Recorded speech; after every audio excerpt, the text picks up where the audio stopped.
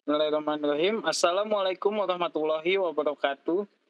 Perkenalkan, kami dari kelompok 2 dengan anggota Dimas yang pertama ada Dimas Rizky Firdaus dengan NPM 2019 4350 2589. Kemudian ada Kanatagi Adila Hadi dengan NPM 2019 4350 2503. Dan yang terakhir ada saya sendiri Tony Gucci dengan NPM 2019 4350 2532. Pada kesempatan kali ini, kami akan mempresentasikan hasil pemikiran kami selama 2 bulan untuk materi kuliah SBP atau Sistem Berbasis Pengetahuan, di mana kami ditugaskan untuk mencari pakar dalam menciptakan sebuah database untuk membuat sebuah aplikasi. Dari diskusi kami selama 2 bulan, kami memilih sistem aplikasi dari sebuah apotek. Karena kita tahu apotek itu memiliki database yang sangat banyak dari nama obat. Pakar yang kami temui adalah apoteker, di mana apoteker bertugas untuk bertanggung jawab serta bisa memilih berbagai macam jenis obat untuk penyakit-penyakit tertentu. Pada aplikasi ini, kami menggunakan metode yaitu forward chaining, di mana forward chaining adalah menentukan variabel awal untuk menentukan kembali di hasil akhir. Di mana di aplikasi kami ini, kami akan menentukan gejala apa yang dirasakan oleh pasien, kemudian akan diproses oleh aplikasi dan akan menghasilkan sebuah obat yang benar untuk pasien. Di aplikasi ini juga kami tentu saja memperhatikan beberapa kekurangan-kekurangan atau yang biasanya human error pada sebuah apotek. Yang pertama, kelebihan dari aplikasi ini adalah memudahkan petugas apotek dalam memilih obat. Sudah pasti, karena dari aplikasi dengan sistem forward chaining ini akan berimbas kepada pemilihan obat yang tepat secara benar. Yang kedua, seorang petugas farmasi tidak perlu melakukan pengecekan stok obat yang ready dan tidak ready. Karena di aplikasi ini obat yang ready pasti akan muncul dan obat yang tidak ready tidak akan muncul. Kemudian yang ketiga, tidak perlu memasukkan banyak keluhan pasien, di mana biasanya pasien itu kalau sakit kan keluhannya yang tidak ada terkadang diada-adakan. Kemudian setelah mendapatkan keluhan-keluhan pasien dan menentukan obat, akan divalidasi kembali oleh apoteker sebagai penanggung jawab dari sebuah farmasi atau apotek. Dan yang terakhir adalah meminimalisir kesalahan obat. Kita tahu obat itu ada banyak sekali jumlahnya dan banyak sekali merek dan jenisnya. Beberapa obat walaupun berbeda fungsinya, tapi banyak obat juga yang memiliki nama yang hampir-hampir sama.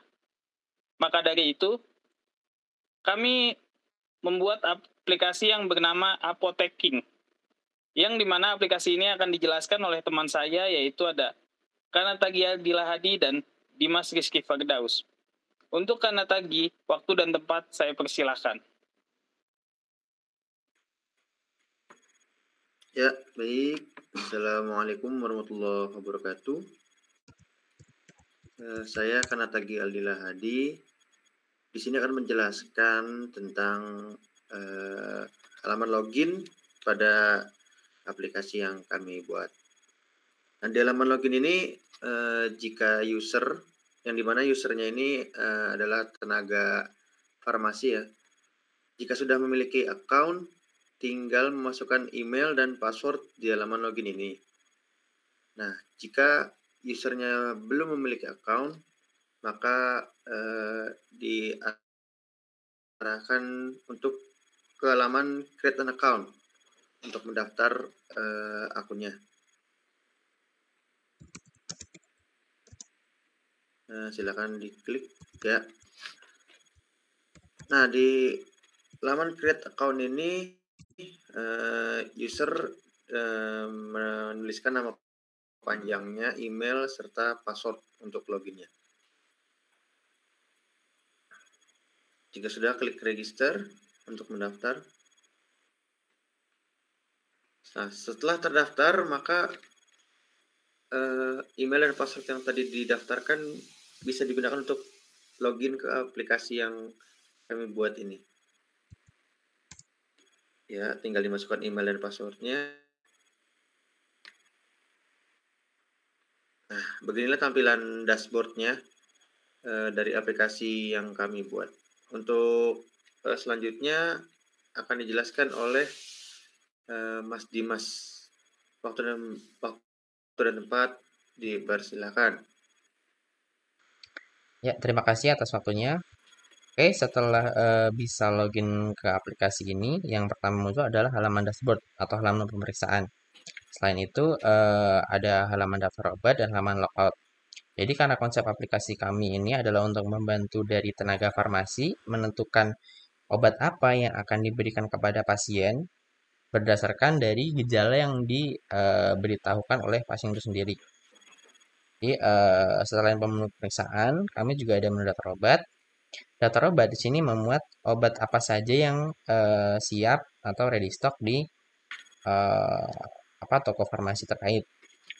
Seperti itu. Jadi ini kita dapatkan dari pakar yang sudah kita masukkan ke dalam database sistem aplikasi kami. Jadi kita bisa melihat daftar obat apa saja yang tersedia. Kemudian juga kita juga bisa tahu untuk diagnosanya obat tersebut untuk apa. Oke, kemudian ketika kita masuk ke pemeriksaan, kita tinggal memasukkan dari gejala yang akan diinformasikan oleh pasien. Kemudian di sini kita bisa menambah beberapa gejala. Misalkan pasien tersebut memiliki lebih dari satu gejala. Kita akan ambil contoh sini, kita akan masukkan 4. Kemudian kita bisa memilih dari database yang sudah tersedia di aplikasi apa saja yang dirasakan oleh pasien. Misalkan kita masukkan untuk suhu tubuh meningkat, kemudian keringat dingin, kemudian kita juga bisa masukkan untuk tenggorokan gatal, lalu mungkin kita bisa ambil contoh ya B. Oke. Dari 4 gejala ini, ketika kita klik submit, maka akan muncul diagnosa dari penyakitnya. Jadi ternyata dari gejala yang sudah diinputkan tadi, aplikasi kami mendeteksi bahwa gejala tersebut adalah gejala penderita demam, batuk, dan diare. Kemudian akan diberitahu bahwa pasien tersebut membutuhkan beberapa obat seperti ibuprofen, ambroxol sirup, dan Nyudiatab. Oke. Kemudian selain 4 gejala, kita juga bisa memasukkan minimal 1 gejala. Misalkan kita masukkan tenggorokan kering, ketika kita klik submit, maka dia juga akan bisa mendeteksi penyakit apa yang diderita oleh pasien, yaitu adalah radang tenggorokan. Kemudian aplikasi tersebut akan merekomendasikan obat apa yang cocok untuk si pasien tersebut. Oke. Kurang lebih dari aplikasinya adalah seperti itu.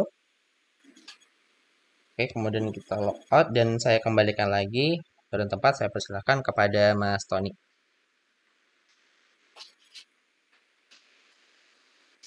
Terima kasih Mas Dimas atas penjelasan dari aplikasi dan Mas Agi atas penjelasan pada saat login. Sedikit tambahan, di aplikasi ini kami akan menggunakan aplikasi ini jika pasien tersebut datang tidak menggunakan resep obat ya. Tapi jika pasien tersebut menggunakan resep obat yang sudah ada dari dokter, maka resep obat itu yang akan kami inputkan ke dalam aplikasi sehingga obat yang ada yang nantinya akan dibawa oleh pasien sudah terpilih dari resep obat yang dipilih oleh dokter yang bersangkutan. Mungkin itu saja dari kelompok 2 hasil presentasi dan diskusi kami selama 2 bulan ini. Kurang lebihnya mohon maaf. Wassalamualaikum warahmatullahi wabarakatuh.